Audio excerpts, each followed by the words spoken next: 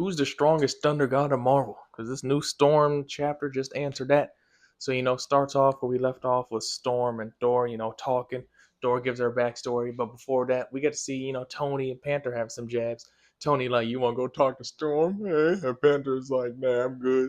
And Tony's like, oh really? Panther's like, yeah, I got a date with Emma Frost. And Tony was like, all right, you got me. But yeah. But as we go on, we get to see this guy Hadad, who's the ancient Mesopotamian thunder god, I believe. Thor saying he's allegedly the oldest thunder god and the strongest. This fool took the Phoenix Force and wore it. In eternity, infinity, death, this man just took concepts and just wore them to the point where the one above all had to come down and stop him. They said he was second to God. All right, do you know how much of a problem is this villain have to be to the fact that he's acting such a fool that God has to come step in? Like, this is literal divine intervention. God said, what do you think you're doing?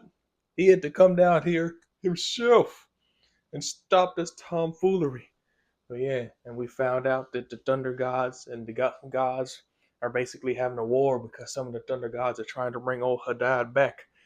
But yeah, so that's a problem. And Thor gave Storm a little thingy to summon him, and Storm was like, "Nah, I won't need it. They'll need to beg me for mercy next time, or they'll need to summon next time." But Storm, you're gonna need to keep that. You are not fight Hadad out of yourself. This bastard needed God to come stop him. Storm, you are dang sure gonna need Thor's help. You gotta get the Phoenix. You gotta get everybody, every concept he wore, and you won't bring God back himself. Storm, you are not doing this by yourself. But yeah.